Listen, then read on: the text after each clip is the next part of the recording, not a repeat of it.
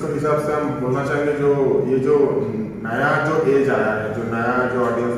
Always comment section में बताते हैं हाँ हम लोग नया जिंदगी जीना चाहे, जैसे आपका नया टेक्नोलॉजी, नया सब कुछ, या ये जो नया नया बीमारी के साथ के ये चीज़ जुड़ा हुआ है। जैसे कोई हम लोग रात में सोते, रात में खाते हैं, रात में हम लोग को पार्टी शादी करना चाहिए, ये जो चीज़ आजकल जो ट्रेंड में चल रहा है, ये इससे क्या बीमारी के साथ कोई जुड़ा हुआ है जो हाँ ये सब करने से शरीर में आपका बीमारी ज़्यादा होगा, तकलीफ ज़्यादा होगा? जी देखिए, निस्संदेह यदि आपके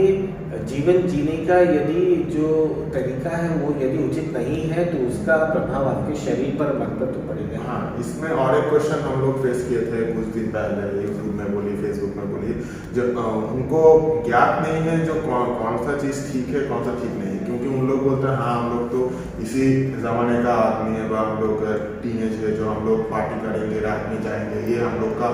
नया एज है, नया सोच है। तो ये क्या सही है ना, ये चीज़ क्या आपके हिसाब से क्या होना चाहिए? देखिए, यदि हम सीधे लफ्ज़ों में कहेंगे या शब्दों में कहेंगे तब ऐसी इस प्रकार की जो भी स्थिति होती है या जो भी चीज़ें होती हैं वो कदापि वो उचित नहीं है, क्योंकि ये सभी चीज़ें देखिए सर्वप्रथम तो यदि आप उचित अनुचित की करें तो हिसाब से तो जब अंधेरा होता है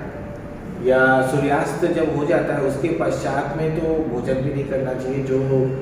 कहा गया है। और ऐसा क्यों नहीं करना चाहिए? क्योंकि सूर्यास्त के पश्चात में जो ऊर्जा है वो दूषित हो जाती है। तो उसके अनुसार जितना शीघ्र संभव हो आपको अपने घर में, आप अपने भवन में, आप जहाँ पे आप रहते हैं वहाँ जाकर अपने कार्य समाप्त करके आपको निद्रा लेनी चाहिए। मतलब बोलना चाहिए रात होने से कार्य समाप्त करके शीघ्र सभी कार्य समाप्त करके आप निद्रा लें। बट आजकल की दुनिया में जैसे काम का थोड़ा प्रेशर होता है, काम बहुत लोग नाइट ड्यूटी काम करते हैं, बट रात 10 बजे घर पहुँचते हैं, उनके लिए क्या हम लोग सोल्यूशन निकाल सकते हैं? देखिए, सर्वप्रथम यदि आपका ऐसा कार्य है जो आपको रात में करना होता है, रात जगकर या आधी रात, या आपको देर होती है रात में, क्योंकि ये कार्य आपको करना होगा और इसमें आपका कोई और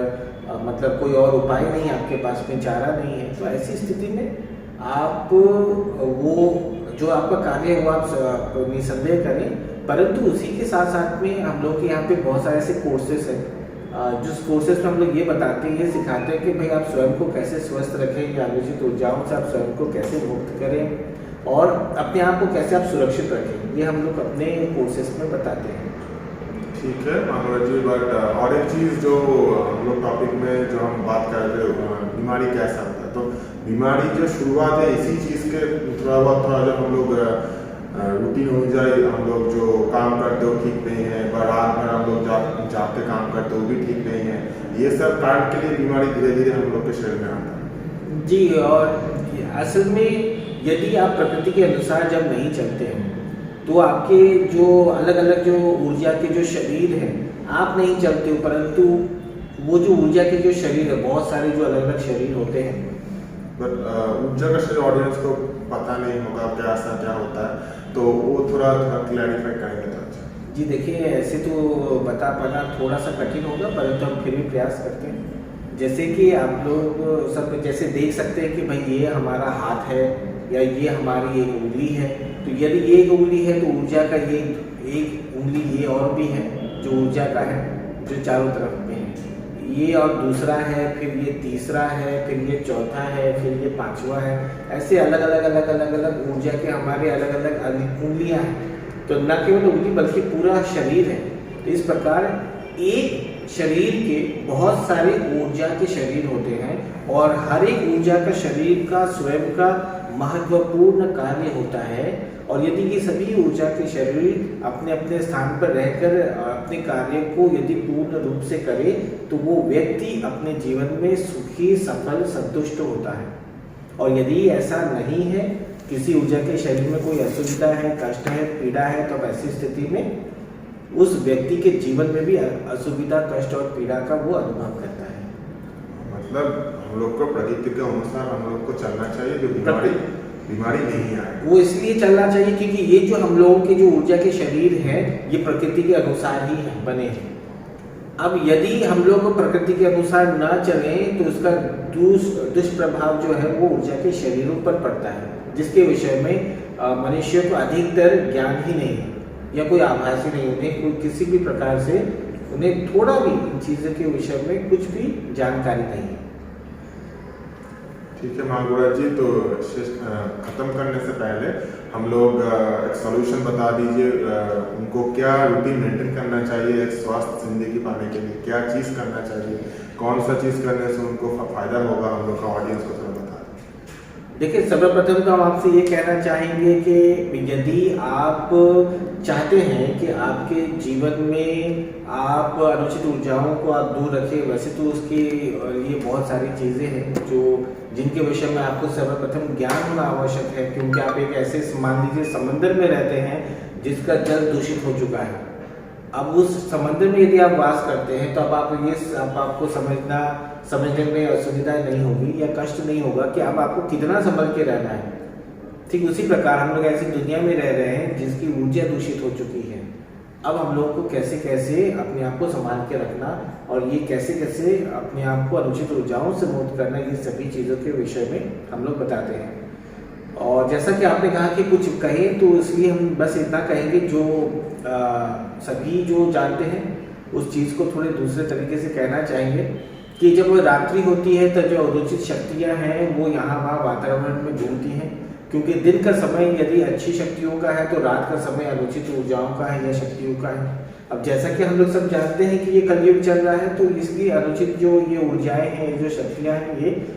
बहुत सारी हो गई हैं। तो इसलिए आप प्रयास करें कि रात्रि समय बाहर में भोजन करना, बाहर में समय बिताना या जितना भी आपके बाहर में जो भी कार्य हैं उससे आप कम से कम करें। आप रात्रि में प्रयास करें जितना हो सके शीघ्र आप निद्रा लें और सवेरे आप उठें। और सवेरे का जो समय होता है जब मतलब समझिए कि जब सूर्य जब अपने धीरे धीरे जब वो उगती है, उस समय का जो समय है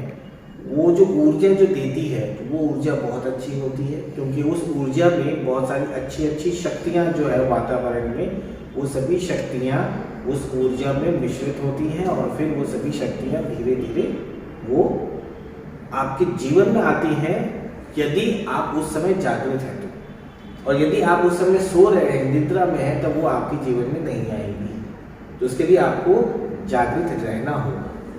तो ये आप चीज़ यदि करें और यदि कोई अनुभव ही करें, कुछ नहीं 1 हफ्ता 10 दिन करें और उसका जो परिणाम है वो आप स्वतः देखेंगे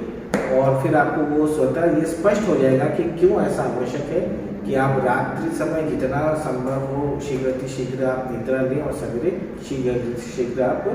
आप उठें। ठीक है महाराज जी, आशीष धन्यवाद है आपका ये चीज़ बताने के लिए। दर्शक लोग को हम बताना चाहेंगे जो आज जो टॉपिक है यहाँ पे हम लोग ख़त्म कर रहे हैं, दूसरे दिन दूसरा टॉपिक के ऊपर हम लोग वार्तालाप करेंगे। बट आज ख़त्म करने से पहले कुछ चीज़ हम आपको बताना चाहेंगे जो आप लोग सभी जानते हैं। हम लोग का जो अधिराज वर्मा यूट्यूब चैनल है वहाँ पे जाके आपको सब्सक्राइब करना है, क्योंकि हम लोग ये एपिसोड फ्यूचर में और भी ज़्यादा हम लोग बनाएंगे।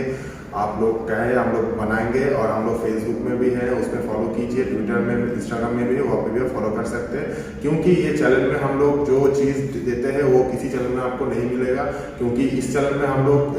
बहुत ही क्लैरिफाई करके बहुत ही सिस्टमेटिक वे से हम लोग आपको समझाएंगे कैसे अनुचित ऊर्जा आपकी ज़िंदगी में आता है और कैसे काम करता है। तो चलिए यहाँ पे ख़त्म करते हैं आज का एपिसोड। नमस्कार, धन्यवाद, दिन शुभ है।